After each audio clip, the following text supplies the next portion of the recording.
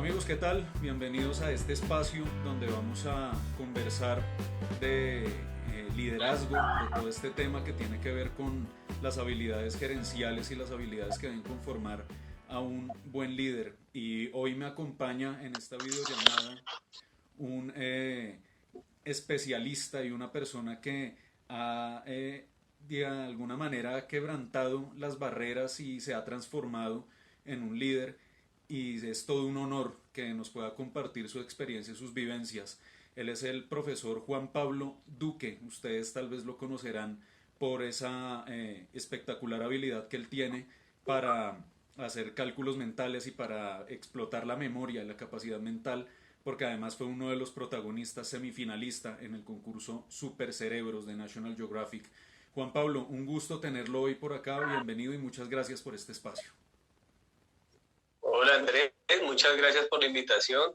Espero de ser de gran ayuda para este proceso que están trabajando y también me siento como honrado de poder estar ahí acompañándolo. El gusto es mío, créame, Juan Pablo. Bueno, quisiera comenzar con una primera pregunta que es una reflexión para usted, pues. ¿En qué momento una persona del común o una persona, digamos, con las características normales se transforma en un líder? Para usted, ¿en qué momento ocurre eso? Para mí, y hablándolo pues muy personal, una persona se transforma en líder en el momento que se lo cree. Y no es solo un momento, sino es todo un proceso de aprendizaje. Porque uno muchas veces cree que no impacta a las personas o cree que no es líder porque no está movilizando muchísima gente, pero no, solo con que uno pueda influir en una persona o en dos personas de manera positiva, está ejerciendo el liderazgo. Entonces, mi opinión personal es que es todo un proceso donde uno se forma como líder para poder influir en las personas. Si usted tuviera que elegir dentro de todas las competencias que deberían formar un líder, tenga que ver con comunicación, habilidades mentales, postura, tono de voz, capacidades, digamos, de autoaprendizaje o de autoconocimiento, ¿cuáles diría usted que son las capacidades o las competencias más importantes que debería formar a un líder?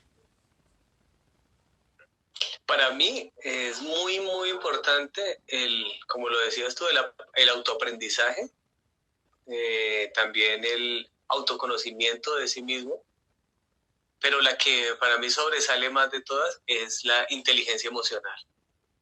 Viendo la inteligencia emocional como la habilidad para uno relacionarse con los demás y otro también entender las emociones propias, como la interpersonal y la intrapersonal. Esa es clave en el desarrollo del liderazgo. Ahora, entremos a un tema que tiene que ver con la coyuntura actual por la que está pasando nuestro país, porque podríamos pensar que en Colombia en este momento, con toda la situación que se está dando, estamos ante una escasez de liderazgo. ¿Usted creería que los líderes de nuestro país o quienes tienen ese rol de ejercer liderazgo en la opinión de nuestro país tienen esas cualidades que usted considera importantes? Ahí el tema es que hay varios líderes, tenemos muchos líderes, pero esos líderes no son tan positivos. Y el liderazgo no debería verse como la mayoría de líderes que tenemos en el país, buscar el beneficio propio. Para mí, un liderazgo positivo es cuando se trabaja por la comunidad o se trabaja por el bien común. Y eso es lo que nos falta realmente. Esos líderes que están dirigiendo realmente no están pensando en todo, sino en un grupo muy pequeño. Entonces, cuando pasa eso, se pierde el rumbo y vemos las consecuencias que estamos sufriendo en este momento. Bien. Detengámonos un momento de ese tema, profesor, y volvamos un poco a sus vivencias, a su experiencia, porque pues leyendo parte de lo que ha sido su historia, usted es un ingeniero de sistemas, pero en algún Sí. punto de su trayectoria profesional y de sus retos personales, seguramente tuvo barreras dentro de sí mismo para, para empezar a compartir sus vivencias y para transformarse en una persona que, cuyo objetivo es inspirar a los demás, como usted lo hace al día de hoy. ¿Qué barreras encontró en su propia realización, en su desempeño personal? Uy, encontré varias barreras. La, la barrera que más pues, la barrera más fuerte que tuve fue el miedo como a lo desconocido. ¿Por qué? Porque yo ya era ingeniero de sistemas, estaba trabajando como ingeniero de sistemas y uno siempre entra como en esa zona de confort donde si quiere hacer algo diferente, te produce demasiado miedo. Pero también fueron más las ganas de enseñar, las ganas de, como tú dices, de inspirar y de poder mostrarle a la gente que lo pueden lograr, que hizo pues que pasara esas barreras y empezara este gran proceso. Bien, sí, es que eso siempre trae un Sí, reto interesante, ¿no? Eso es un desafío, eso es todo un reto. sí, es eso. Y también otra barrera, lastimosamente, no sé por qué ocurre y lo he visto en otras personas, en otros líderes, y la familia y amigos cercanos, algunos ayudan y otros colocan muchas barreras mentales.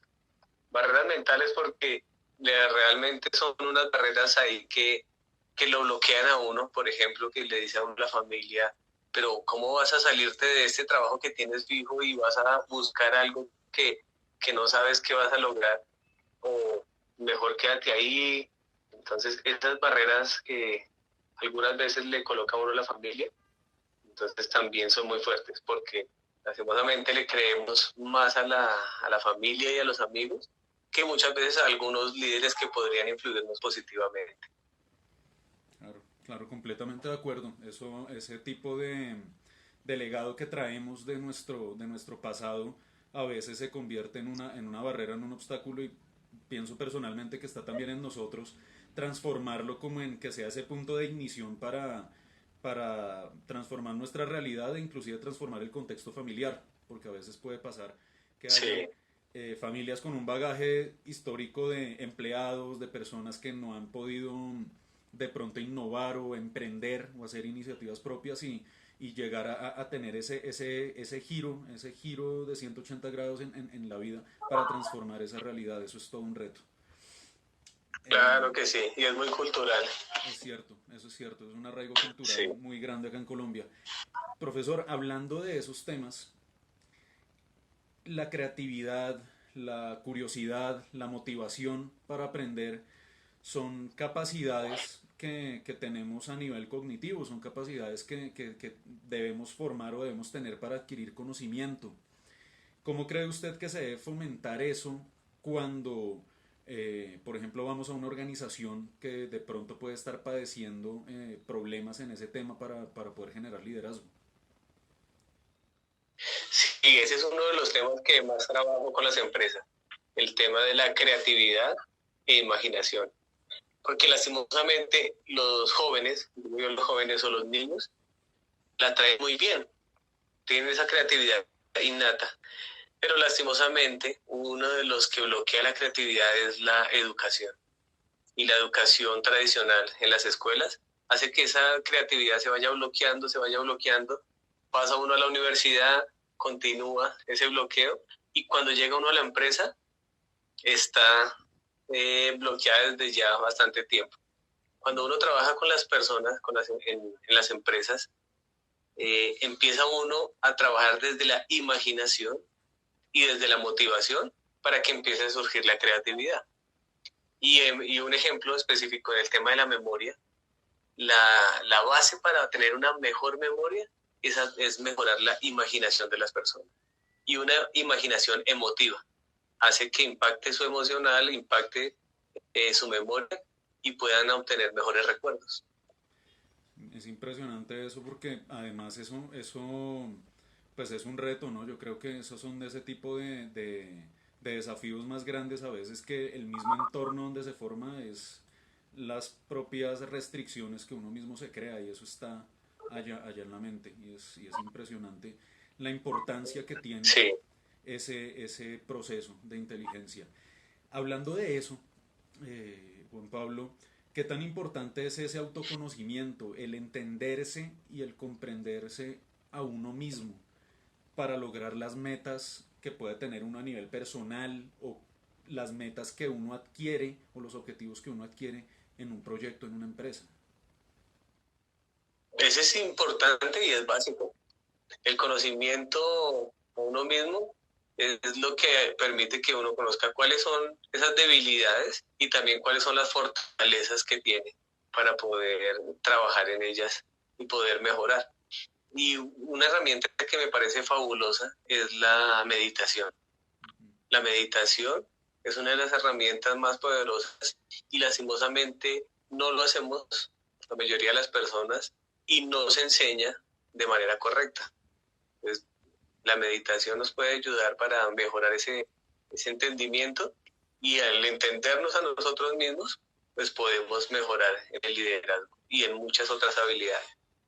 ¿Está subvalorado en esta época? ¿Está subvalorado el tema de la meditación, el tema de preocuparse o de cultivarse a uno mismo? Depende del entorno.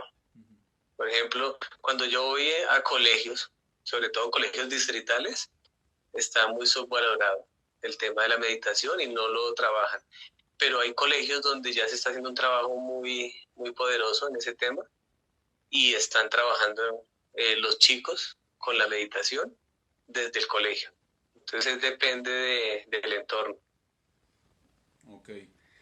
Ahora, otra de esas novedades u otro de esos cambios que hemos tenido en los últimos años con la explosión del Internet de las cosas, de todo este tema de redes sociales, del Big Data, ¿cómo impacta esa explosión de información a las capacidades que uno puede adquirir en cuanto a conocimiento, en cuanto a fortalecerse en esas habilidades cognitivas o en ese conocimiento para pues transformar su realidad y empezar a inspirar a otras personas? Bueno, ese es un tema que pues personalmente me gusta bastante, por lo que soy ingeniero de sistemas y me gusta ver cómo ha influido el tema de la información a través del tiempo y cómo influye a las personas. Porque antiguamente el problema era la información, que la información la tenían muy pocos. Eran los dueños de la información, sobre todo la iglesia, donde se guardaba la información y después cuando ya explotó eso y llegaron todas las escuelas, eh, teníamos toda la era de la información. Pero ahora ya el problema no es la información, ya tenemos acceso a la información, todos tenemos celular con internet y tenemos acceso a cualquier tipo de información. El problema ahora es filtrar esa información para ver qué información es adecuada. Y el segundo punto y más importante es qué hago con esa información. O sea, cómo leo mejor, cómo comprendo mejor, cómo lo razono esa información, cómo la memorizo y después cómo la aplico. Porque de nada sirve llenarnos de información si no lo estamos aplicando. Tiene toda la razón. Además que en eso personalmente también he trabajado mucho a nivel profesional con ese tema de explosión de información y de todo lo que se maneja hoy día y es fundamental saberla segregar y clasificar. Actualmente, Sí. actualmente usted considera, profesor, que los estudiantes o los empleados o inclusive los mismos líderes actuales tienen una preparación adecuada para hacer ese crecimiento personal? Uy, es complicado, pero creería que no, pero se está trabajando para que eso mejore. Porque he conocido que también para mí depende de la educación. Uno, la educación que se está dando en casa, en los hogares, y dos, la educación que se está dando en los colegios. He conocido algunos tipos de educación en otros países, que es muy buena, y también acá en algunos colegios se está haciendo una buena educación. Ok. Parte de las características, más allá del tema cognitivo, que es quizás el punto más fuerte en el que usted se ha manejado, Pero otro de esos temas importantes se considera para formar un liderazgo es la imagen personal y está pues en ese manejo de los vínculos que tenemos con las otras personas, de ese vínculo interpersonal. ¿Qué tanto de esa fortaleza, de esa posibilidad de generar esos vínculos se encuentra en nuestra mente o qué tantas capacidades tenemos que explotar nosotros para lograrlo? Sí, me parece que primero uno debería ser líder con su grupo, o sea, digo yo, con su familia, con sus amigos, donde uno empieza a influenciar de manera positiva a las personas más cercanas y de esa manera sí puede uno influenciar a otras personas externas. Porque de nada sirve uno estar influenciando, ser líder de personas externas si uno no tiene unas buenas relaciones con las personas que trabajan o con las que conviven el día a día. Sería como una fachada de liderazgo para mí. Bien. Las últimas dos preguntas, profesor Juan Pablo, agradeciéndole nuevamente por su tiempo. Para usted, después de todas las vivencias y de todo lo que usted ha compartido con gente de todos los niveles, porque pues, usted ha podido compartir con gente de niveles educativos básicos, de niveles superiores, de alta gerencia, ¿cuál es la clave principal o cuál es ese rasgo principal que usted eh, considera que debe tener cualquier persona para incrementar esas habilidades blandas, para ayudar a ese crecimiento desde adentro y para poder transformar a los demás? Una habilidad clave es la empatía. La empatía es algo para mí, algo muy poderoso, porque desde la empatía uno trabaja, primero hacia adentro y dos, para conocer a los demás de una manera diferente. Muchas personas han perdido esa empatía por la desconexión que tenemos ahora entre las personas y que ahora nos conectamos de manera digital. Como estamos más conectados digitalmente, nos hemos desconectado de la parte personal y nuestra empatía ha disminuido. Pero cuando uno tiene más empatía con las personas, las entiende más y desde ahí empieza a construir ese liderazgo. Tremendo mensaje, Sí, desde esa porque manera. además estamos nosotros utilizando un vínculo tecnológico en este momento, ¿no? Sí, Para, exacto. para hablar de ese tema, ¿no? Es una ironía casi. Exactamente, así es. Bueno, teniendo en cuenta todo Sí. lo que hemos conversado, y pues con esta pregunta quiero cerrar, profesor, teniendo en cuenta todo lo que hemos conversado, ¿usted considera que cualquier persona del común, independiente de su nivel social, de su nivel educativo, de su pasado, porque nosotros cargamos ese legado familiar y ese legado histórico, cultural, ¿usted cree que cualquier persona tiene el potencial para convertirse en un líder? Sí, cualquier persona tiene el potencial porque todos tenemos el mismo cerebro. Es decir, si tenemos el mismo cerebro es como tener el mismo carro. Todos tenemos el mismo carro, la misma máquina, podemos llegar a ser buenos líderes. El problema no es que podamos hacerlo, sino que no lo creamos. Muchas personas no quieren hacerlo. Cuando yo he tenido algunas capacitaciones en empresas, sobre todo, para temas de liderazgo, hay personas que dicen, no, yo no quiero, o sea, tengo más miedo, el miedo que tengo es más fuerte de las ganas de cambiar, entonces prefiero seguir en mi zona de confort y no hacerlo, pero él tiene todas las habilidades y todas las capacidades para lograrlo, pero si no hay motivación, no se podría hacer. Bueno, tremendo. Profesor Juan Pablo Duque, le agradezco por estas enseñanzas, por la lección que nos da de eh, entendernos a nosotros mismos, de comprendernos a nosotros mismos para explotar nuestras propias habilidades. Y una vez que uno se logra conocer y se logra de alguna manera cultivar o mejorar desde el interior uno mismo, cómo poder proyectar o cómo llevar esa empatía, esa palabra que usted comentaba recién, cómo transmitir esa empatía al resto del mundo para poder inspirar y poder cambiar mentes, poder cambiar empresas, poder cambiar el rumbo de sociedades enteras o de un país. Le agradezco mucho por su tiempo y qué bueno poder tener estas vivencias, esta experiencia suya. Muchas gracias. No, bueno, muchísimas gracias a ti por la invitación, Andrés, y espero poder compartir más contigo y con todos. Si necesitas algo más, ya sabes que puedes contar conmigo. Muchas gracias por la invitación nuevamente.